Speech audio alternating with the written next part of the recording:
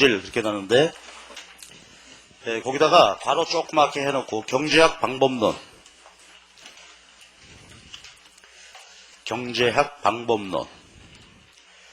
여러분 학교에서 아마 사회과학 방법론 뭐 그런 거 공부한 분 있을 텐데 여기서 얘기는 뭐냐면 앞으로 이 학문을 공부하는데 분석하는 방법이 이렇다 이런 것을 얘기하는 것이 이제 방법론입니다. 자, 그럼 이제 우선 그 얘기부터 합시다. 여기서 말하는 경제학 이랬어요. 그럼 우리가 앞으로 이제 분석 대상으로 하는 경제학은 뭐냐? 아까도 얼핏 얘기를 했는데 자본주의 체제를 분석하는 경제 이론이다. 그러니까 우리가 이제 시험 과목에도 경제 원론 해놨으면 이거 뭐 사회주의 경제학 아니다 이거지. 자본주의 경제 체제를 분석하는 경제 이론이고요. 그 중에서도 이제 하나만 더 써놔요. 조그맣게 메모. 신고전학파 경제 이론. 신고전학파 경제 이론. 그러니까 자본주의 경제를 분석하는 경제 논리 체계도 크게 나누면 신고전학파 경제 이론과 기타 나머지. 그래서 우리가 주류 경제학과 비주류 경제학 그러죠. 메인스트림, 주류. 그 이제 비주류 경제학도 많이 있다 이거죠. 자본주의 체제를 여러분이 아마 많이 들어보셨을 거예요. 종속 이론 같은 거. 그렇죠? 또 미국의 일부 경제학자들이 하는 제도주의 학파 경제 이론. 또 북부 유럽에서 하는 그 사회복지제도에 기초한 그런 경제 이론. 여러 가지 있습니다. 꽤 많이 있는데 우리가 공부하는 것은 그것이 아니라 주류 이론. 그 주류 이론을 우리가 신고전학파 경제학 그렇게 말합니다. 이제 이것을 주로 공부하겠다. 시험도 그게 대상이고요. 그러면 신고전학파 경제학은 뭐냐? 뒤에서 이제 나오기로 하고 일단 방법론 얘기를 시작을 해봅시다. 자, 그러면 신고전학파 경제 이론의 정의와 구분 1절 얘기죠. 그럼 경제학이라는 게 뭐냐? 경제학의 정의를 해놨죠. 뭐 한마디로 아까 얘기한 생산, 교환, 분배, 소비 그 과정에서 나타나는 문제점을 분석하겠다. 자, 그리고요 신고전학파 경제학의 출발 국부론입니다. 거기 있는 대로 아담 스미스라는 분인데요. 1776년에 나온 책입니다. 자, 그러니까 이럭저럭 따져보면은 그건 뭐 한 250년 가까이 되는 거죠. 230, 40년 역사를 가지고 있는 것입니다. 그래서 경제학을 우리가 흔히 말하기로 사회과학에서 가장 역사가 오래고 가장 이제 정돈되어 있고 정리되어 있고 그래서 경제학을 뭐 사회과학의 꽃이다 이런 말하고 그러죠. 하여튼 이때부터 시작입니다. 그러니까 경제학이 그 역사적인 연원도 길고 내용도 방대할 수밖에 없겠죠. 약 한 240년, 230년 그 이론이 정리돼서 묶여있는 게 경제 원론이다 이렇게 보시면 되지. 그러니까 그 중에서 아주 중요하고 핵심적인 것만 모아놓은 게 원론이다. 우리 이제 이걸 가지고 공부를 한다 하는 얘기죠. 자, 이것이 이제 경제학입니다. 그래서 그 나머지는 여러분 한번 좀 읽어봐 주시고 그리고 76년의 국부론 이거 기억하고 자, 그 다음에 이제 신고전학파 경제학의 구분 몇 가지 측면으로 나눌 수가 있는데 거기 있는 대로 첫 번째 나누는 방법이 이론, 사, 정책 세 가지 경제 이론 이건 사실관계 밝히는 거죠. 과학적인 사실관계. 그 다음에 경제 정책은 이론을 기초로 해서 그렇죠. 어떤 문제가 생겼을 때 그 대안을 제시해서 바람직한 방향으로 나아갈 수 있는 방법이 뭐냐 이거 보는 게 정책이고요.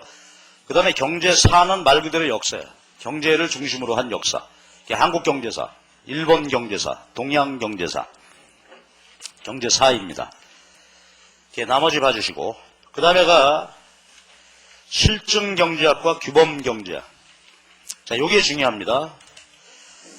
영어로 실증경제학은 positive economics, 규범경제학은 normative economics 이렇게 말하죠. 그래서 내용을 보면 그렇습니다. 실증경제학은 경제이론, 규범경제학은 경제정책을 말하죠. 그래서 이것이 이제 간혹 시험 문제 나오게 되는데 정리 잘 해야 돼. 실증경제학과 규범경제학. 규범. 요건 이론입니다. 이론이고 요거 정책. 그래서 이제 이것과 관련해서 정확히 좀 챙겨봐야 되겠는데 이제 용어 하나만 하십시다. 가치 판단이라는 말이 나와요. 가치 판단. 요건 우리가 이제 뭐 신문지상에서도 가끔 보고 하는 거죠. 자, 가치 판단. 낱말의 뜻은 이렇습니다. 어떤 사회과학을 연구하는 연구자가 자기 자신의 주관적인 견해를 밖으로 드러내 보인다. 주관적 견해가 개입되어 있다 이거지. 주관적 견해. 자, 그럼 구체적으로 뭐냐 하는 거 좀 이따 보고. 그래서 이제 이렇게 보통 얘기합니다. 실증 경제학에는 가치 판단이 개입되지 않는다. 그러나 규범 경제학에는 가치 판단이 개입되어 있다. 왜? 주관적 견해가 들어가 있는 거지. 그래서 이제 시험 문제 이런 형태가 나옵니다. 자, 한 가지 이제 경제 이론 얘기해보면은, 이렇게 써보면 요거, money supply, 통화 공급입니다. money supply, 첨자 S는 supply, M은 money. 통화 공급. 그러니까 한 달에 통화량, 이렇게 봐도 좋고요. 통화량, 통화 공급. 얘가 증가하면, 한번 여러분 봅시다. 상식이죠?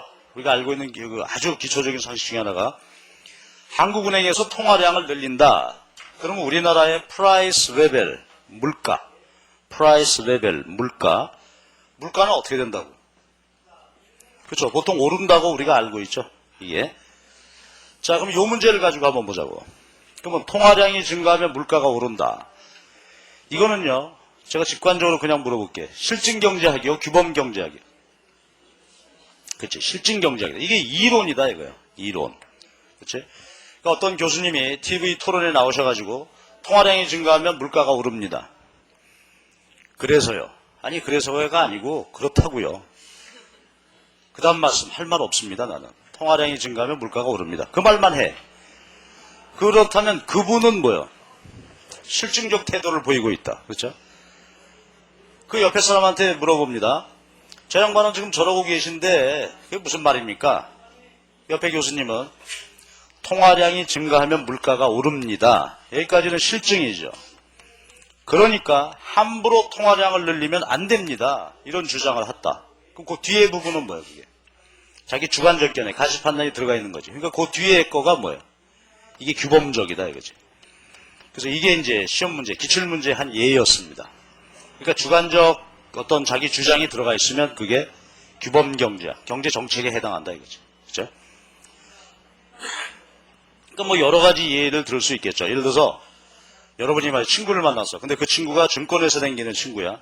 야, 우리나라 증시가 어떻게 될 것 같으냐? 그러니까 뭐 여러 가지 예를 들어서 이렇게 될 것 같다. 이렇게 얘기를 했다. 거기까지 얘기했다면 뭐야, 그거는?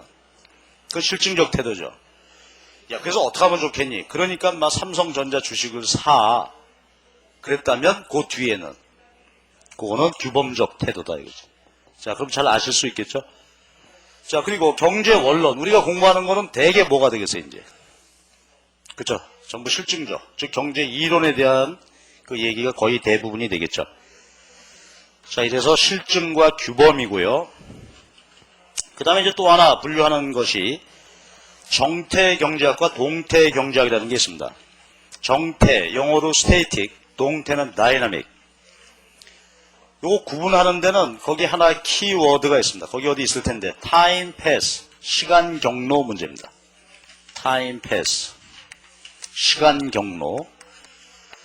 자, 그러니까 어떤 경제 문제를 분석을 하는데 시간 경로, 시간의 흐름이죠. 시간의 흐름을 고려해 가면서 경제 분석을 한다. 그럼 그게 동태 분석이다 이거예요. 그러면 정태 분석은 뭐겠어요? 특정 시점. 이걸 우리가 크로스 섹션 그런 말도 쓰는데 어떤 특정 시점을 기준으로 분석하는 것을 정태. 그럼 우리 분석의 대부분은 정태 분석입니다. 동태 분석은 저 거시경제학에 가가지고 성장론, 변동론, 발전론 이런 것이 이제 동태 분석의 한 가지 예가 되겠죠. 그러니까 동태 분석은 어떤 경제 문제를 분석할 때 특정 시점, 시간상 원인과 결과죠. 연기, 원인이 있으면 그로부터 발생하면서 이렇게 쭉 변화해 가게 된단 말이지. 그런데 정태 분석은 그거 고려하지 않고 시간의 흐름은 보지 않고 분석한다. 자, 그럼 이제 마무리 말씀은 그러면 실제 경제 분석은 어떻게 하나? 정태 분석이다. 물론 동태 분석하면은 좋긴 좋겠죠. 정확한 결과를 얻을 수도 있고 예를 들어서 이런 얘기입니다. 지금 현재 한국 경제가 어려운데 그 중에 어려운 게 내수가 없다. 그렇지? 내수, 소비와 투자를 하지 않는다. 그 중에 소비하지 않는 이유가 뭐겠어요? 여러분 생각에. 우리 국민들이 지금 소비하지 않는단 말이에요. 안 하는 이유 중에 하나가 뭐가 있겠습니까? 여러분 보시기에. 왜 나한테 묻냐? 화내지 말고 한번 말해봐봐. 돈이 없죠? 돈이 없어. 그 중에서도 이제 가장 큰 원인 중에 하나가 이제 요 신문 보도나 이렇게 보게 되면 신용불량이죠. 지금 350만 명 인구가 신용불량자야. 뭐 소비는커녕 그렇죠. 아주 어려운 상태가 되지. 그러면 이러한 신용불량 문제는 지금 왜 생겼을까? 이것 때문에 아주 큰 원인이죠. 소비, 컨섬션. 소비가 안 된다 이거지. 그럼 이게 어느 때 생긴 문제입니까? 3년 전에 정부가 그렇죠. 카드 발급을 막 늘리고 그 카드 발급을 통해서 소비를 늘리는 정책을 쓴 적이 있었단 말이야. 그러니까 이제 이런 과거의 그렇죠. 시간의 흐름을 원인을 과거로부터 따져서 이렇게 분석한다 하는 얘기지. 이것이 이제 동태 분석인데, 근데 이제 결론은 사실 뭐 제대로 분석하려고 하면은 이런 것까지 다 고려해야 되겠죠. 시간의 흐름까지 다 따져야 되는데 이렇게 분석하게 되면 분석이 너무 어려워진다 이거지. 그렇죠. 분석이 어려워져. 그럼 아까 우리가 말한 편익비용 분석입니다. 이것도 이제 마찬가지 논리가 되겠는데 동태 분석하는데 어렵다. 비용이죠. 분석이 어렵다. 분석에 비용이 많이 들어간다. 그런데 그 분석 결과로 얻은 그 결론이 정태 분석해서 얻은 결론보다 특별히 우월하냐. 그렇다면 동태 분석해야 되겠죠. 그러나 그 분석의 어려움, 난해함, 그거보다 그 결과 얻은 편익이라고 하는 게 정태 분석하는 것에 비해서 뭐 크게 우월한 것도 아니다. 그러니까 대부분은 정태 분석한다. 자, 그 다음에 이제 미시와 거시. 요게 이제 가장 일반적으로 많이 나누는 구분 기준이 되겠습니다. 그래서 미시, 거시. 아까 잠깐 얘기했죠. 미시는 개별 시장 가격 결정 이론이고, 거시는 전체 경제 국민 소득 결정 이론. 이렇게 분석하겠습니다. 그리고 아까 국제경제학을 무역론, 수지로 나눴는데, 크게 보면 무역론은 미시경제학입니다. 미시경제학. 국제거래, 국내거래. 그 차이만 있는 거죠. 국제수지론은 아까 잠깐 얘기했듯이 거시경제학의 개방 분석이고, 그래서 국제경제학도 미거시 틀에 넣어서 크게 나눌 수 있겠습니다. 자, 그 다음에 또 하나가 이제 부분균형과 일반균형 하는 게 있습니다.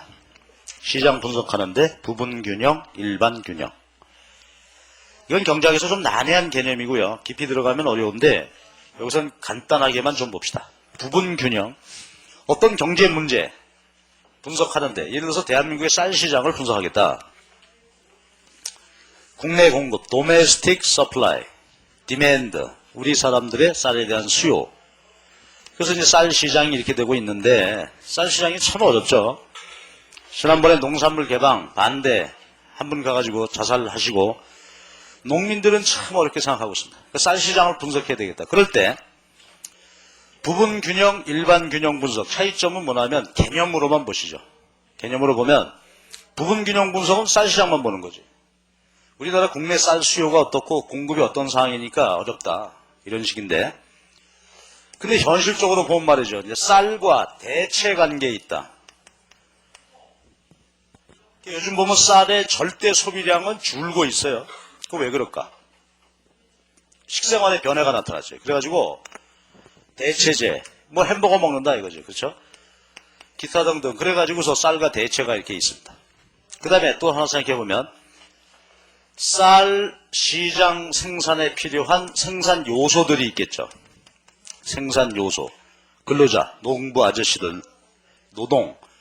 그 다음에 쌀 생산하는 데는 역시 자본이 또 들어가죠. 예, 그러니까 이 쌀 생산에 필요한 생산 요소가 또 여기 시장에 영향을 줄 것 같아요. 또 다른 나라죠. 중국이나 그죠?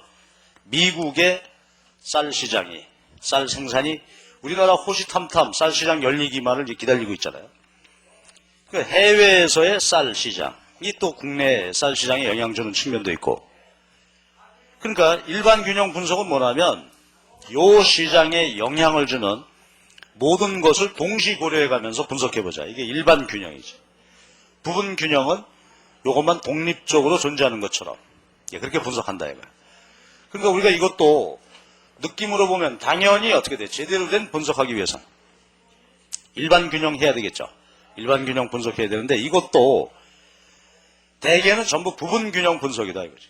그건 왜 그러냐 아까하고 똑같은 논리야. 여기에 영향을 주는 모든 시장을 고려해서 분석한다. 분석이 어려워지죠. 이게 분석이 어려워. 분석에 따른 비용이 많이 들어가는데 그렇게 일반 균형 분석한 결과가 부분 균형 분석 결과에 비해서 뭐 탁월하냐? 별로 그런 것 같지 않다.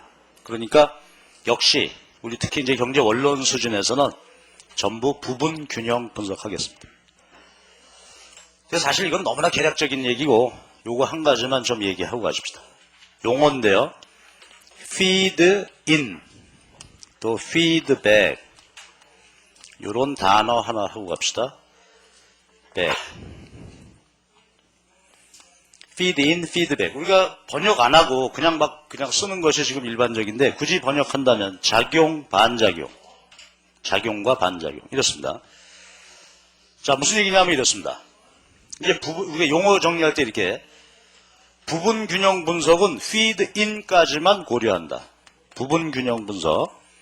일반 균형은 feed in 뿐만이 아니라 feed back까지 분석한다. 이게 일반 균형이에요. 그러니까 이렇게 이제 정리해요. 보통 말할 때. 일반 균형 분석은 관련을 맺는 모든 시장과의 feed in, feed back까지 분석한다. 자, 그럼 이런 얘기입니다. feed in은 뭐냐 하면 이겁니다. 예를 들어서 쌀 시장에 어떤 변화가 일어났다. 그래 봅시다. 그럼 아주 쉽게 해서 쌀값이 뭐 폭등했다든가 폭락했다든가 어떤 변화가 있다. 그러면 그것과 대체 관계에 있는 어떤 상품 시장에 영향을 주겠죠. 그럼 여기 어떤 변화가 일어나겠지 이렇게. 요거를 우리가 feed in 해요. feed in. 그럼 이제 보자고. 그러면 쌀 시장 변화가 여기에 변화를 가져왔죠. feed in. 그러면 우리가 상식적으로 볼 때 이 변화가 다시 어떻게 될까? 여기다 영향을 되미치겠죠. 이게 feedback이란 말이야. 자, 그러니까 차이점은 뭐야? 부분 균형 분석은 feed in까지만 보고 그걸로 끝. 근데 feedback은 일반 균형 분석에서는 feedback까지 한다. 그러니까 모든 시장이죠. 모든 시장에 feed in, feedback. 그래서 그 말을 우리가 풀어서 얘기해보면 상호 영향을 주고받는다. 그것까지 전부 고려한다. 자, 이런 뜻이 되겠습니다. 그래서 우리 분석의 대부분은 부분 균형 분석이고요. 이제 일반 균형 분석하는 경우는 뒤에 거시경제학 다음 달에 거기서는 이제 한나라 경제를 전체 따지려니까 화폐시장, 노동시장, 생산물시장, 외환시장 한꺼번에 분석해야 되겠죠. 이제 거기서는 이제 일반 균형 분석의 아주 기초적인 형태의 분석이 이제 이루어질 수 있겠습니다. 자, 그렇게 보시고 2절. 그러면 우리는 이제 주로 앞으로 이론 경제학, 실증 경제학 공부를 하고 시험 보러 가야 되는데 그 구성과 방법론 하는 얘기입니다. 우선 경제 이론의 구성 해놓고요. 경제 이론의 목적 해놨죠. 여러분 한번 쭉 읽으면 되겠습니다만 제가 간단히 얘기하고 갈게요. 경제 이론의 목적은 뭐겠습니까? 교수님들이 열심히 이론을 개발하고 검증을 받고 이론을 발표하고 경제 이론의 목적은 뭐겠어요? 거기 보면은 경제 현상을 추상화, 그래서 법칙성을 발견하고 그 법칙성을 기초로 미래를 예측하는 겁니다. 그 결론은 뭐예요? 경제 이론의 목적은 미래 예측에 있어요. 앞으로 우리 경제가 어떻게 될 거냐, 앞으로 이 시장이 어떻게 될 거냐. 그러니까 어떤 이론이 우월하다, 어떤 이론이 훌륭하다, 그 말은 뭐야? 예측력이 뛰어나다. 어떤 이론은 그건 뭐 용도 폐기, 그거는 그 이론 갖고는 전혀 뭐 앞날 예상해봤자 잘 안 들어맞는다. 그러니까 경제 이론은, 경제학은 뭐 현실의 학문이에요. 실천 학문이기 때문에 현실 문제 다루는 데 있어서 미래를 얼마나 잘 예측할 수 있겠나, 이론의 목적이고, 그 다음에 가보면 이론 구성의 3단계 한번 생각해 봅시다. 우리가 경제 이 원론이라고 하는 책이 경제 이론 모음집이죠. 아주 중요한 것들만 모아놓은 이론의 모음집인데 어떻게 해서 그렇게 이론이 되고 우리 교과서에까지 올라왔을까? 3단계. 거기 있는 대로 첫 번째가 가정, 두 번째는 가설, 세 번째가 검증. 그러니까 이론은 요 3단계를 거친다 이거지. 그래서 먼저 이론의 과정을 보면 가정이 설정이 돼야 돼. 가정. 세상에 가정 없는 이론은 없습니다. 이건 사실 자연과학도 마찬가지지. 가정이 있어야 돼. 그러니까 우리가 친구 사이의 대화도 마찬가지잖아요. 어떤 가정과 전제가 분명하지 않은 상태에서 막 얘기하면 아주 혼란스럽잖아. 그죠? 나는 칼국수가 제일 맛있어. 그런단 말이야. 세상에서 제일 맛있는 게 나는 칼국수야. 그러고 먹고 그 다음 날은 가가지고 뭐라 그래? 아, 난 김치찌개가 제일 맛있어. 이거는 전제가 없는 거지. 그렇지? 그럼 오늘은 이 시점에서는 어제 하루 종일 칼국수만 먹었기 때문에 나는 오늘은 칼국수가 맛있다. 전제가 필요하다. 그렇지? 가정과 전제. 이게 분명해야 돼. 그 어떤 이론이고요. 가정이 없어서는 안 되지. 그러니까 이제 현실적으로 보면 가정 없이 얘기할 수 있는 것은 하나님 말씀밖에 없죠. 하나님 말씀은 그렇게 받아들이니까 그렇지 참 말도 안 되잖아. 나로 말미암지 않고는 천국에 갈 수 없느니라. 예, 알았어요, 하나님. 그렇지만 어떤 교수님 말이죠. 내 이론으로 말미암지 않고는 한국 경제에 구원받을 수 없으리로다. 그랬다면 주무세요, 그냥. 가정이 꼭 있어야 돼. 그 다음에 이제 가설입니다. 아까 얘기해 봅시다. 어떤 사람이 세상에서 최초로 이 소리를 했다면 그거 가설이죠. 가정은 뭐냐면 이제 요거 예를 한번 들어볼까? 통화량이 증가하면 물가가 오른다. 가설인데 그 전에 가정이 뭐였어요? 다른 변화는 없다고 하고, 그렇지? 다른 변화는 없을 때 그런 상태에서 통화량이 증가했다면, 이런 변화만 일어났다면 물가가 오른다. 그렇죠? 가정이 꼭 필요한 거야. 근데 만약에 말이죠. 통화량이 증가했더라도 물가 하락하는 어떤 변화 요인이 대폭 일어나고 있다면 그땐 통화량이 증가해도 물가가 안 오르겠지. 이게 전제가 꼭 필요하다 이거야. 자, 그럼 마지막이 뭐죠, 요거? 이 경제학에서는 이론의 마지막 단계가 검증이야. 근데 검증은 경제학은 독특하죠. 말로 하는 게 아니라 통계 검증. 데이터가 있어. 그러니까 한국은행 설립 이후에 데이터가 쫙 있겠지. 그러니까 한국은행의 어떤 정책적인 판단에 의해서 통화량이 늘었다. 그런 경우가 한 100번 있었는데 통계 검증을 해보니까 8, 90번 물가가 오르더라. 그러면 뭐야? 그 이론은 옳다. 근데 통계 검증 해보니까 한 5, 60번밖에 안 된다. 그러면 그거는 그 뭐 정확한 이론이라고 말할 수 없겠지. 그래서 경제이론은 가정, 가설, 검증. 가설은 개인적 주장에 불과한 거죠. 그게 통계적 검증으로 뒷받침돼야 이론. 그래서 그 다음 페이지를 보면 말이요. 그것에 대한 내용을 아주 자세하게 이렇게 설명하고 있습니다. 제가 개략 얘기했으니까 한번 쭉 이거 읽어보시기 바랍니다. 자, 그럼 이제 34페이지 이어지는 얘기입니다. 자, 그러면 그렇게 나름대로는 이제 엄밀한 검증 과정을 통해서 이론이 되었다 하더라도 오류의 가능성이 있다. 그래서 거기 보면 34, 35페이지에 인과 오류, 구성 오류 해놨죠. 요거는 잘 챙겨놔야 돼요. 여기 간혹 시험 주제입니다. 인과 오류, 구성의 오류. 이론의 실수 가능성이 있다. 자, 이렇게 봅시다. 인과의 오류는 뭐냐면 원인과 결과를 혼동하는 것입니다. 원인과 결과. 다른 것은 잘 읽어보고 제 설명 듣고 핵심만 파악하시기 바랍니다. 원인과 결과를 파악했다. 그래서 아주 많이 예를 드는 거가 이런 얘기 들죠. 까마귀 날자 배 떨어진다 이거예요. 그러니까 어떤 녀석이 외갓집에 가서 한번 봤어, 우연히. 그건 우연한 현상이죠. 근데 그거 보고 와가지고 서울 와서 친구들한테 죄 떠드는 거야. 너 배 먹고 싶냐? 응, 까마귀 쫓아다녀 임마. 바로 떨어진다니까. 그 인과 오류다 이거지. 원인과 결과, 필연적인 원인 관계가 없어. 인과관계가 없는데 그걸 착각하는 거지. 자, 이거 뭐 실감이 잘 안 나죠? 경제학으로 한번 해봅시다. 경제 문제로. 인과 오류 이런 게 있습니다. 우리가 보면은 문제 아직 이론적으로 안 했지만 해보면은 수요 법칙은 뭐죠? 가격하고 수요량, demand, price, demand. 가격 수요량은 보통 역의 관계가 있다고 그러죠. 가격이 내리면 어때? 내리면 많이 사려고 하고 가격이 오르면 조금만 소비하겠다. 역관계죠. 비싼 거는 안 사고 싼 거 많이 사겠다 이거야. 이게 수요 법칙인데 근데 현실 살다 보면 이상한 일도 있다 이거야. 디맨드하고 가격이 같이 올라가 이렇게. 저 어떤 물건 보니까 가격이 오르니까 더 잘 팔리더라고요. 이런 경우 있을 수 있습니다. 이제 그 전에 제가 아주 재밌게 봤던 기사가 맨날 얘기하는데 신세계백화점에서 있었던 일인데요.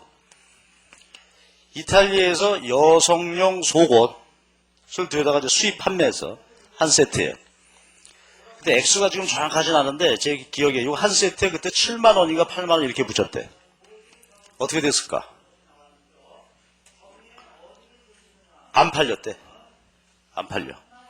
근데 이 가격은 우리나라 그 상품 가격하고 별 차이가 아마 없었던 모양이에요. 약간 비싸게. 안 팔려. 그러니까 백화점 관계자들이 이상한 거죠. 야, 우리나라 사람들이 외제 좋아하는데, 특히 이탈리아인데, 안 산다 이거지. 그 중에 한 사람이 아이디어를 냈답니다. 그러면은 가격을 한번 올려봅시다. 그 주변 사람이 뭐라고 그러겠어요? 얘 정신없는 놈아 지금 7만 원도 안 팔리는데 올리면 어떡하냐. 아, 예감이 수상해요. 한번 올려봅시다. 그래서 이걸 30만 원대로 올렸어. 똑같은 물건을. 한 세트. 물론 이제 디스플레이는 새로 했겠죠. 여기다 이렇게 해놓고 조명을 쫙 비치고 우아하게. 그 입구에다가는 아무나 보지 말 것. 특히 몸매 자신 없는 분은 오지 말 것. 뭐 이렇게 써붙여놔야지. 그럼 지나가던 여자들이 어떻게 될까? 뭐? 아무나 오지 마? 어떻게 됐을까 여러분? 불티나게 팔렸습니다 이게. 그래가지고 그해 히트 상품이었대 신세계 안에서. 그래가지고 얘 상 받고 표창 받고 그랬잖아. 너 어떻게 그렇게 기특한 생각을 했냐. 이거 한번 봐봐. 자, 그렇다면 이 현상만 놓고 보면 가격이 올리니까 잘 팔렸죠. 그러면 이제 어떤 사람이 이걸 보고 경작자가 여성용 속옷에 관한 한 수요 곡선은 우상향한다. 예외다 예외. 그렇게 말했다. 그러면 그 말은 맞는 말일까? 그게 바로 인과의 오류를 범한 거다 이거예요. 즉 이게 지금 말이죠. 많이 팔렸어. 근데 그게 30만 원이 올렸기 때문에 많이 팔린 게 아니다 이거지. 원인은 딴 데가 있다 이거예요. 뭐가 원인일까? 한번 그냥 상식적으로 한번 살게요. 비쌌기 때문에 산 게 아니에요. 왜 샀지? 이성을 잃었어. 맛이 같기 때문에 더 산 거예요. 그렇죠. 이걸 비이성적 소비라 그래. 하나 예인데요. 그러니까 이게 뭐야? 남에게 보여주기 위한 거. 또 이런 데서 열받아서 산 거죠. 나도 몸매는 자신 있다니까. 그러면서 가지고 샀다 이거지. 비싸서 산 게 아니고 맛이 같다 이거지. 남자도 마찬가지야. 10,000원짜리 넥타이 훌륭합니다. 근데 간혹 보면 10만 원짜리 사오죠 어디서. 그래서 하루 종일 넥타이 흔들고 댕겨. 그럼 아무도 대꾸 안 해주면 저녁 때 초조하죠. 말하지 이제. 넥타이 한번 만져봐봐. 뭘 만져? 만져봐. 10만 원짜리거든. 그 남자들도 그래. 10,000원짜리 넥타이보다 10만 원 좀 비싸게 해놓으면 이거 많이 팔리죠. 이런 거는 뭐라고? 그러니까 이게 원인과 결과를 잘못 판단한 겁니다. 많이 팔린 거는 가격이 올라서가 아니고 나중에 나오겠습니다만 수요 자체, 이 사람의 마인드가 바뀐 거예요. 소비자들의. 그러니까 이렇게 실수했다면 이건 바보죠 이거. 인과의 오류. 그런 경우 현실에 많이 볼 수 있어요. 특히 뭐 남자들 술 먹는데 보면 내가 쏜다 2차 3차는 더 크게 쏜다 뭐 그리고 밤새 뛰어다니는 게 바로 이런 거지. 그치? 술 먹고 싶지도 않아. 그죠? 되게 우리 경험 있잖아. 요새 뭐 여학생들 술 많이 마시니까 흔히 그런 말 하죠. 술을 마시는데 밤새 마셨다 우리는. 밤새 마시면서 얘기 많이 했다고 그러죠. 사업상 마신다 그러는데 다 꽝이야 그거. 술 마시기 전, 취하기 전 30분에 이미 모든 이야기는 다 끝났어. 그죠? 우리가 경험하죠. 그리고 그 다음부터는 다 뭐예요? 얘기의 반복입니다. 아까 내가 그랬잖아 임마. 아까 못 들었어? 다시 얘기해 줄게. 밤새 반복이야. 그러니까 술 안 마시고 옆에서 보고 있으면 참 가당찮죠. 한 얘기 또 반복이고 또 반복이고. 이런 것이 이제 보게 되면 이게 비이성적인 사항이 실제 소비에서 나타날 수 있는데 이거를 필연적으로 보면 곤란하다. 그 다음에 이제 구성 오류. 요게 중요해요. 요게 시험 문제에 자주 납니다. 구성의 오류. 자, 이거는 뭐냐면 부분과 전체가 달라요. 그래서 우리가 가장 쉽게 이해할 수 있는 예를 많이 드는 게 숲과 나무. 여기 한번 봐봐. 우리가 지금 과거 산림녹화 열심히 해가지고 산마다 나무가 가득 차 있어요, 지금. 가득 차 있는데 과거 몇 년 동안 산불이 많이 났죠. 산을 전부 태워먹었단 말이에요. 여러 가지 이유가 있겠지만 그 중에 한 가지 이유가 뭐냐면 나무만 키워놨어요. 그래서 나무만 키워놨는데 숲을 이뤘죠. 근데 이 숲이 건강하고 관리되기 위해서는 어떻게 돼요? 간벌해야지, 간벌. 간벌이라는 거 아니야? 사이사이 베어내야 된단 말이에요. 그리고 임도, 길을 내야 돼, 길을. 근데 우리는 지금 숲만 캐요, 숲. 그러다 보니까 간벌 안 하고 길도 없으니까 한번 불 나면 어떻게 산 전체가 다 그냥 불 끌 방법이 없다. 그러죠. 자, 이런 얘기입니다. 그러니까 봐봐요. 숲을 위해서는 개별 나무들 어떻게 해야 돼? 잘라내야 되지. 길 뚫으려고 나무를 잘라내야 돼. 그러니까 나무를 보면은 이게 적어도 40년 이상 기른 나무인데 아깝다 이거지. 그러나 이걸 배워야 돼. 배워내야 돼. 그러니까 숲의 논리하고 나무의 논리, 부분 논리는 다를 수밖에 없죠. 부분에 집착하면 나무 한 그루도 못 뺀다 이거죠. 그러나 숲의 논리로 보면 필요하면 배워내야 되지. 이게 이제 왜 문제가 되냐면 미시경제학과 거시경제학이야. 나무 하나하나의 사연 들어주기. 이거 미시경제학이란 말이야. 숲 전체 논리는 거시경제학이죠. 그러니까 봐봐. 요새 투기도 마찬가지입니다. 투기. 부동산 투기해서 돈 벌겠다. 개인 입장에서 보면 어때요? 자본주의는 투기가 인정이 돼 있는 세상이잖아. 그렇죠? 투기하게 돼 있어요. 공식적인 투기장이 뭐예요? 그렇죠. 여의도 증권시장이지. 그러니까 투기하게 돼 있어요. 그 강남 아파트 예를 들어서 5억짜리를 샀는데 이게 지금 10억이 돼 있다. 개인 입장에서 볼 때는 뭐예요 이거? 칭찬받을 일이죠. 야, 넌 진짜 아주 재테크에는 귀신이다 너. 내 돈도 갖다가 좀 불려주라. 그렇죠? 개인 입장에서는 뭐 훌륭한 일이죠 이거. 칭찬받아 마땅합니다. 어떻게 강남을 그렇게 꼭 집었냐 너. 근데 국민경제 전체적으로 보면 어떻게 돼요? 이 한 사람, 10사람, 100사람, 1000사람, 그렇죠? 이래서 한 1000명이라고 합시다. 1000만 명 이 사람 입장에서 개별 입장에서 좋지만 국민 전체 4700만 갔으면은 이게 숲과 나무의 논리다 이거죠. 그러니까 우리가 요새 나온 게 바로 그 문제야. 잘 봐봐. 김진표 총리께서 부총리가 얘기했다는 거지. 지금 부동산 억제 대책을 쫙 발표했다고요. 그러니까 이거 가지고 약하다. 더 해라. 그러니까 이 양반이 슬쩍 지나가는 말로 방법 없다 이제. 이제 더 나간다면 그건 사회주의다. 그렇게 말했잖아. 그러니까 욕을 막 먹는 거죠. 이게. 그게 바로 이제 이런 것을 깔고 있는 거다. 그지. 그러니까 사회 전체적으로 보면 어떻게 돼요? 사회주의적 방법이죠. 말하자면 아파트도 거래 허가제를 실시해. 그러면 단박 잡겠지. 근데 문제는 뭐예요? 우리는 자본주의잖아. 투기하게 돼 있어요. 이게 보장이 돼 있는 세상이란 말이야. 그러니까 이제 요걸 좋아하기가 대단히 어렵다 하는 문제지. 그래서 숲과 나무의 문제입니다. 그래서 요거는 이제 현실적으로 볼 때는 거시경제 문제와 미시경제 문제. 그죠. 개별 구성원의 문제와 경제 전체의 문제. 이거를 잘 헤아려야 된다. 이걸 헷갈리게 되면 좋지 않다 이거죠. 그래서 구성의 오류, 요것은 미시경제학과 거시경제학의 문제입니다. 뭐 여러 가지 예를 많이 할 수도 있겠는데 또 하나 이런 것도 있습니다. 가수요라는 게 있죠. 가수요. 물가가 오를 것 같아. 요즘 담배값이 오르니까 어떻게 한다고요? 오를 걸로 예상되니까 담배를 사둔다 그러죠. 바로 그런 문제인데 그게 가수요잖아. 가격은 오르지 않아서 오를 것 같으니까 미리 사두겠다.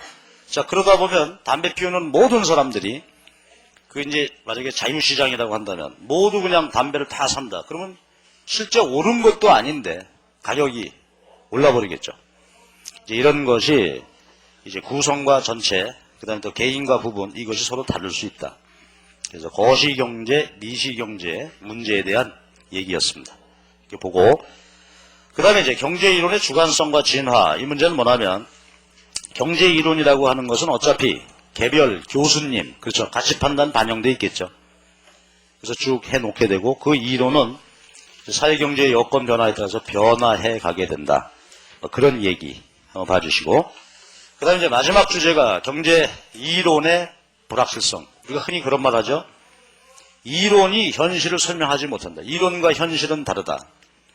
경제 이론 형편없다. 이런 이제 비판을 받는데, 그에 대한 경제학자들의 변명입니다. 그거는 이론이 틀린 게 아니라 현실 자체가 불확실성. 그렇죠. 불확실하게 되었다 이거예요. 그러니까 옛날 같으면 통화량을 늘리면, 아까 예를 들어 통화량을 늘리면 물가가 오르는 게 100이면 100 그랬는데 지금은 어떻다고? 경제 현실 자체가 그렇지 않다. 상황이 여러 가지 상황이 복잡해져 가지고 통화량이 늘어도 물가 오르지 않는 경우가 생기더라 이거예요. 그거는 이론의 잘못이 아니라 뭐야? 현실 경제가 그만큼 불확실하게 되었다. 말하자면 어떤 논리대로 원리에 움직이지 않는 그런 불확실성이 커졌다는 소리입니다.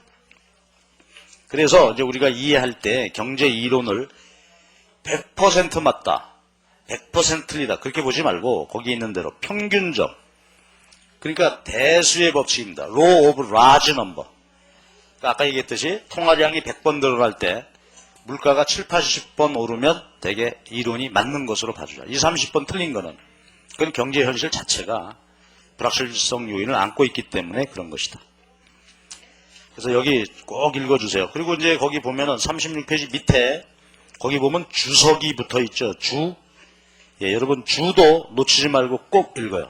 주도 다 읽으시기 바랍니다. 자, 그래서 2장 얘기 여기까지고요. 그 다음에 이제 37페이지 세 번째 주제 경제 이론의 표현 방법. 자, 여기가 제가 앞에서 1장, 2장 통틀어서 얘기하고자 하는 것의 핵심은 여기 있습니다. 그래서 경제 이론의 표현 방법, 거기 페이지 수로 보면 뭐 그 다음 페이지에 우리 간단히 지나갔는데 우리 여기 얘기를 좀 많이 합시다. 그리고 여기서부터 제가 이제 쓰는 것은 잘 써서요. 오늘 댁에 가서 그대로 복습, 반복해서 써가면서 하시기 바랍니다. 수학 얘기입니다. 수학. 우리가 이제 제 그 홈페이지에도 보면은 카페에도 질문 많이 하고 하는데 난 경제학을 해야 되는데 수학을 몰라서 야단났다. 어떻게 하면 좋겠습니까? 한 2달 전 됐나 어떤 친구는 정석부터 보아야 할까요? 그렇지 않죠. 전혀 그렇지 않습니다. 여러분 수학에 대한 거부감을 오늘 나머지 한 1시간, 1시간 반 정도에 그걸 완전히 없애버리고 가자고. 수학 여러분 거부감 가질 거 없고요. 또 우리가 알아야 할 수학이 그렇게 많은 것도 아닙니다. 그런데 또 수학적인 개념이 꼭 필요하긴 해요. 그래서 이 수학 얘기를 합시다. 물론 여러분 다 아는 얘기입니다. 내가 말하기가 쑥스럽습니다. 내가 여러분보다 수학을 더 못할 거야 아마. 그럼에도 불구하고 수학 얘기를 조금만 하겠습니다. 여기 얘기를 잘 적어놔. 그래가지고 댁에 가서 그대로 쭉쭉 좀 해보시고 경제학 첫 시간 수학 공부를 좀 합시다. 왜 수학이 필요하냐 하는 얘기인데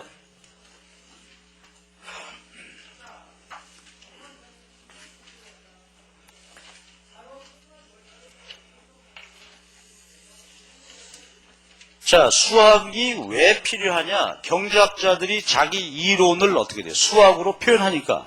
그죠? 이게 문제가 되는 거예요. 그래서 우리가 이제 경제 이론의 표현 방법, 교수님들이 어떤 식으로 표현하느냐 하는 문제를 보면 세 가지 방법입니다. 첫 번째는 말로 한단 말이에요. 서술적 표현입니다. 자, 그럼 이제 우리가 예를 들어서 하나를 가지고 봅시다. 수요 법칙과 공급 법칙. 요건 우리가 다 알죠? 요걸 가지고서 이제 그 이론의 표현을 한번 생각해 보자고. 말로 합시다. 여러분 다 아니까 한번 말을 해봐봐. 수요 법칙이란 뭐죠? 수요 법칙. 몰라? 다 안다고 그랬는데 아닌가? 그렇죠. 수요 법칙은 우리가 뭐 아는 대로 가격과 수요량이 어떻다는 거예요. 가격, price, 가격. 오르면 quantity, demand 합시다. 수요량. 자, 여러분 소리내서 읽어주세요. P는 뭐라고? price, 가격. 요거는 수요량, quantity, demand, 수요량. 역의 관계다 이거지. 가격이 오르면 덜 사고 내리면 많이 산다. 그쵸? 이게 수요 법칙이야. 공급 법칙은 어떨까? 가격이 오르면, 자, 요거는 어떻게 읽을까요? supply. quantity, supply. 공급량. 자, 소리내서 읽어주십시오. QS. 뭐라고? 그래. 그러니까 가격이 오르면 공급량은 증가한다. 그렇죠? 이게 말로 하는 겁니다. 모든 경제 이론을 이렇게. 그리고 또 아까 얘기했듯이 통화량이 증가하면 물가가 오른다. 그렇죠? 그게 경제 이론을 전부 말로 하는 거야. 근데 이렇게 간단한 것이야 말로 해도 우리가 쉽게 알을 수 있겠지만 복잡해지면 이거 어려워지죠. 말로. 그리고 말이라고 하는 게 정확하기가 참 어려워. 그렇죠? 요새 황산벌 거시기 그거 재밌잖아. 거시기 한 놈들을 거시기해서 거시기 할 때까지 거시기 하자. 우리 다 알아듣죠? 그치? 요새 또 우리 당이 나와가지고 재밌잖아. 우리 당에게 엄숙하게 경고한다. 우리 당은 반사. 그 우리가 어느 우리야? 이게 말이 참 헷갈린단 말이지. 오해의 소지가 있고 또 말이라는 게 정확하게 표현되기가 어려워. 그래서 이제 경제학에서 잘 쓰는 개념이 수리적인 표현이다 이거야. 그러니까 우리가 수학한다 지금 이렇게 말씀인데 이거를 무슨 본격적으로 수학한다 이러지 말고 경제학에서 사용하는 수리적인 표현 방법에 대해서 서로 한번 그 인식을 공유하자. 뭐 그런 정도로만 생각해보자. 수리적인 표현입니다. 자, 그럼 이렇게 하겠습니다.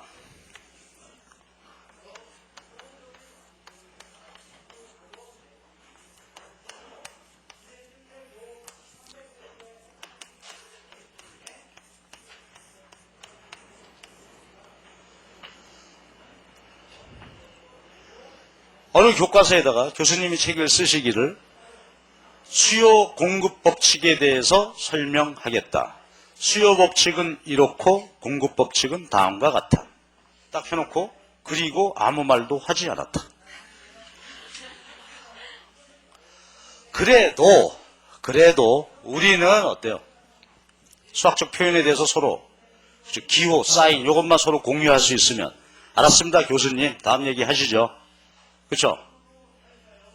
그러니까 얼마나 편해 저게. 우리가 저기 표현에 대해서만 서로 약속이잖아 저거. 그것만 서로 이해할 수 있으면 할 수 있겠다 이거지. 어때요? 그리고 아무 말도 하지 않았다. 이해되죠?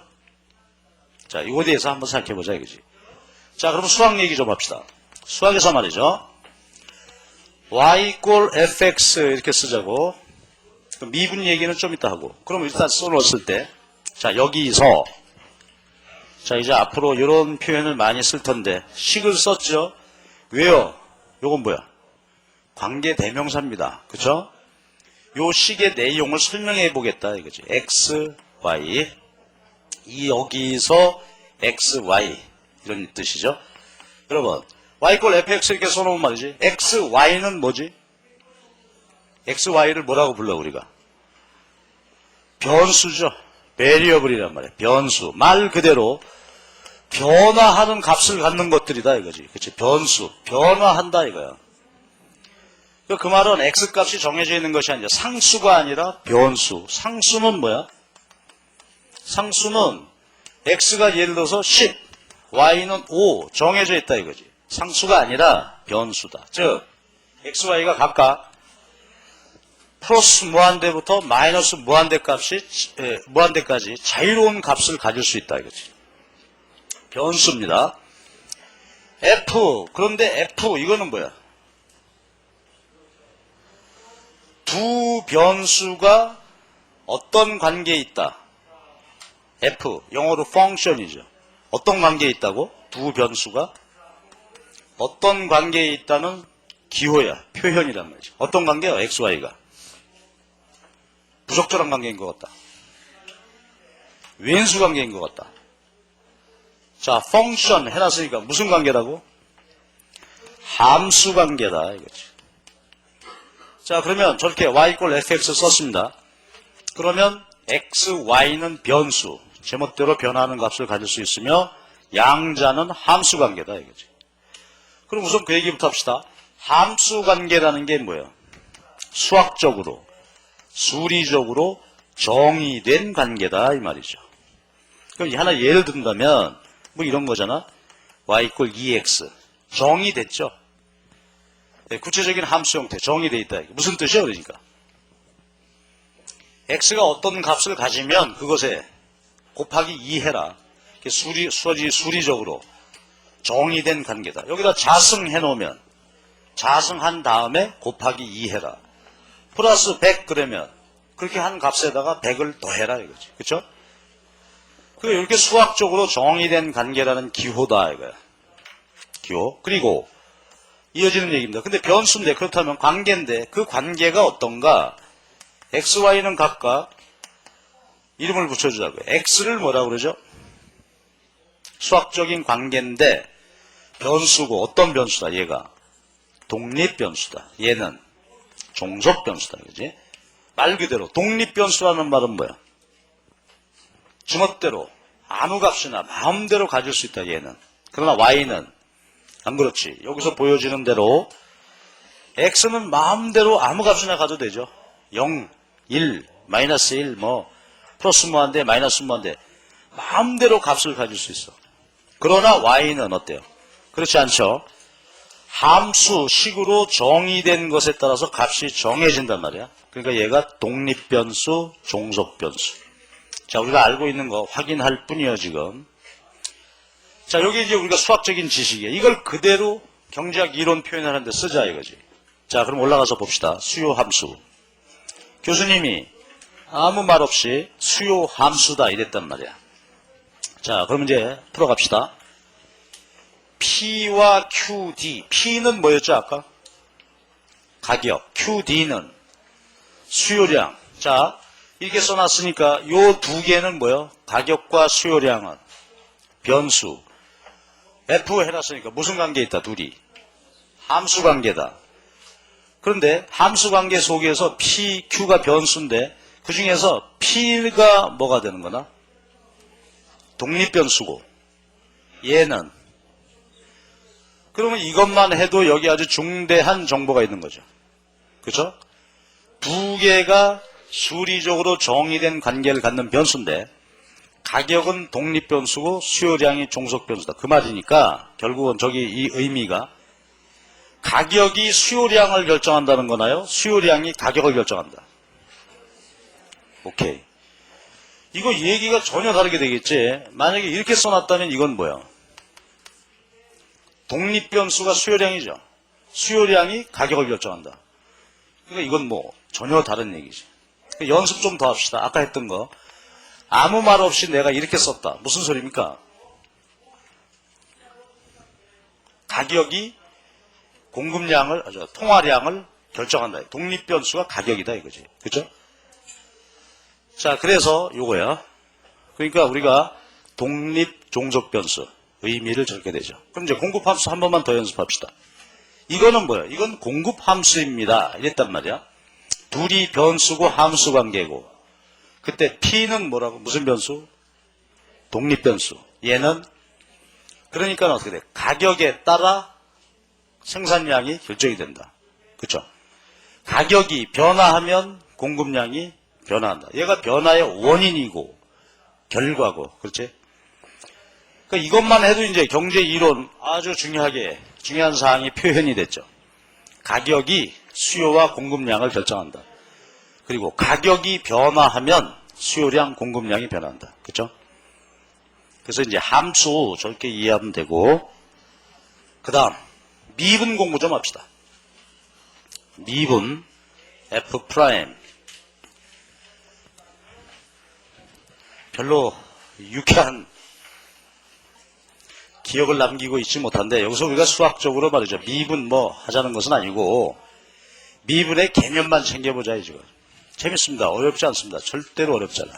자, 가자고요. y = fx 정의했어요. 그러니까 x가 독립변수고 y가 종속변수다. 그리고 둘은 이렇게 정의된 관계다. 수리적으로. 그랬단 말이야. 그럼 미분은 뭐나 하냐? 미분의 정의는 델타 x, 델타 y가 되겠습니다. 일단 써봐봐. 놓치지 말고 다 쓰세요. 미분은 이게 다 정의야. 데피니션. 이론이 아니라 그냥 정의야. 이게 미분이야 그냥. 자, 그러면 여기서 이제 여기서 자, 삼각형 델타 이건 뭐지? 우리가 현실적으로 상식적으로 그냥 그죠? 증가분, 변동분. 뭐 뉴스에도 나오고 신문에도 이 표시 쓰죠. 근데 변동분 이렇게 이해를 하죠. 물론 변동분은 이럴 수 있겠지. 우리 앞으로 수업에서는요. 이렇게 하면 요거 뭐예요? 증가분. 요거는 감소분. 감소했다, 증가했다 이렇게 씁시다. 근데 이제 신문 같은 데 보면은 그냥 하얗게 한 것은 증가. 검게 칠해 놓은 거는 감소분. 이렇게 이제 표시하는 신문도 있고, 그렇죠? 표현은 다 다른데, 우리는 이렇게 씁시다. 하여튼, 이 삼각형 델타는 위로 세우든 밑으로 세워놓든지 간에 변동분을 이야기한다. 변동분. 자, 여러분 머릿속으로 생각해봐. 변동분 무슨 뜻이라고? 몇 개 변화했냐 이거죠. 변화한 크기입니다. 그러면 여러분이 한번 해석해봐. 미분이란 뭐다?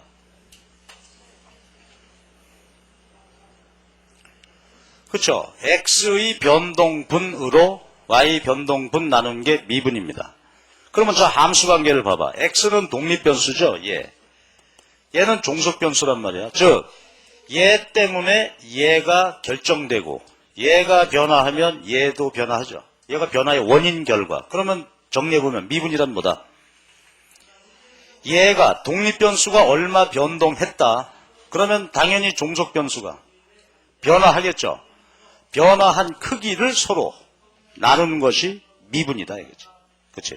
그럼 예를 들어서 보자고. 아무 말 없이 내가 얘기할게요. 지금 XY가 저렇게 함수 관계인데 델타 X 10, 델타 Y 50 읽어주십시오. 해석해봐봐. 무슨 소리야? 델타 X 10이 무슨 소리야?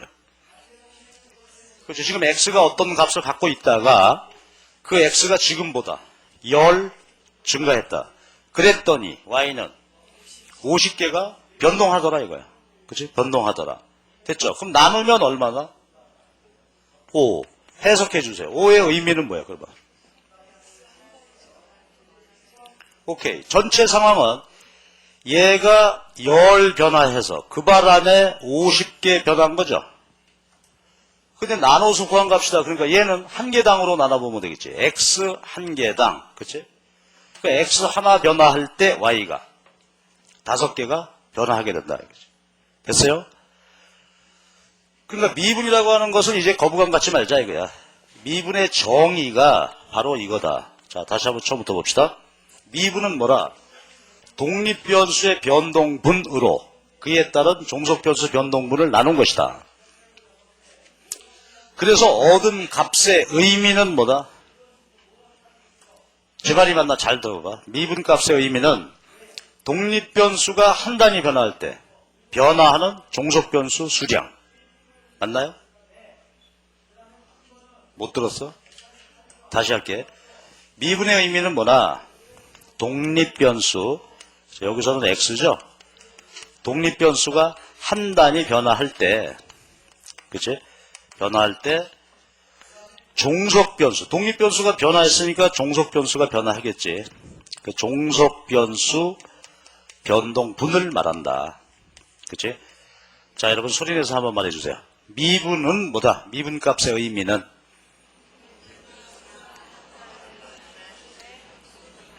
변동분을 한다. 이거고요. 그 다음에 또 하나, 여러분 고등학교 때 배운 게 있지. x, y 이렇게 했을 때 뭐 이렇게 선이 있다. 미분이다. 그럼 미분은 뭐였지? 요 접선의 기울기가 되는 거죠. 그러니까 의미는 요거고 그림으로 보면은 바로 뭐가 돼? x, y. x를 독립변수 수평선, y는 종속변수 수직선에다 놓고 그림 그렸을 때 어느 한 점에 있어서 기울기다. 그쵸? 이게 미분이야. 그럼 처음부터 다시 확실히 해야 돼. 미분은 뭐다? 처음에 읽기 한 번만 읽어주십시오. 미분 값의 의미는 한 단위 변화할 때 변하는 종속변 변동분이고, 그거는 바로 뭐야? XY 평면 그림 그릴 때 기울기다, 이거지. 기울기. 그게 미분입니다. 그쵸? 자, 그럼 이제 연습 하나만 해. 지금 미분값이 5 나왔거든? 그때 만약에 델타 X가 5라면 델타 Y는 얼마다? 얼마? 여기 5라는 말은 X 하나당 Y 5개니까 5개, 25개. 그죠? 이렇게 우리가 볼 수 있단 말이지. 그래서 이제 미분 알았어. 미분 알았어요. 근데 이건 좀 이상하지. 여러분 고등학교 때 배운 거하고는 좀 달라. 고등학교 때 기호는 미분할 때 뭘 썼지? 그쵸? 요걸 썼죠. 기호를. 의미는 뭐다? 의미는 똑같은 것이다. 우리가 삼각형 델타를 변동분 이렇게 말했을 때 요거나 요거나 같은 기호이다. 근데 이제 용어가 다르죠. 용어를 어떻게 쓰냐면 얘는 미분이라고 그러고 변동분이야.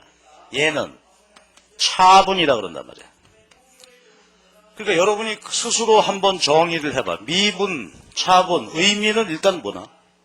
어떤 변수의 변동분 말하는 것은 똑같고 미분과 차분의 차이점은 뭐겠어? 고등학교 때 추억을 한번 살려갖고 해봐봐.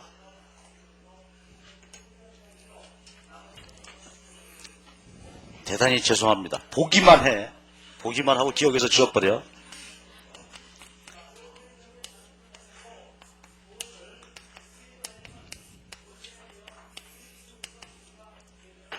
악몽이 되살아난다. 이게 미분이었죠. 그러니까 잘 봐봐. 결국 뭐야? 차분이나 미분은 서로 뭐야?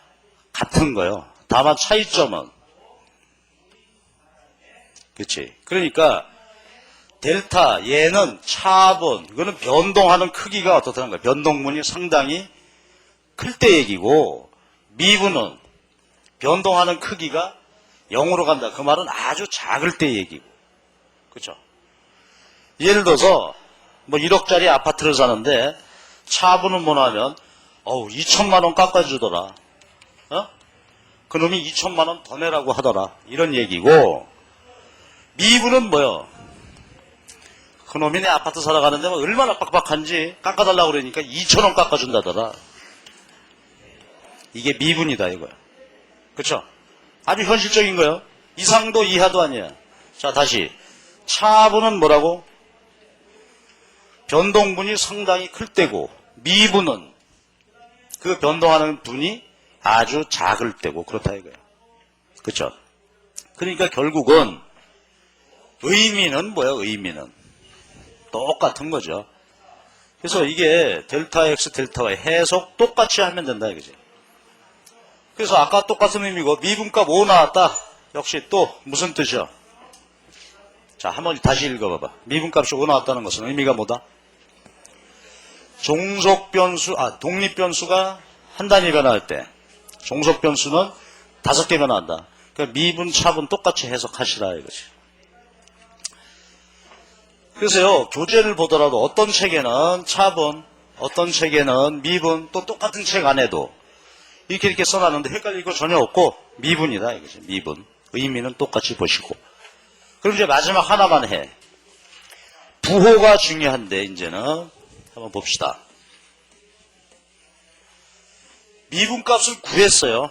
그러니까 아까처럼 10개, 50개 해서 5가 나왔다. 0보다 큰 값이지.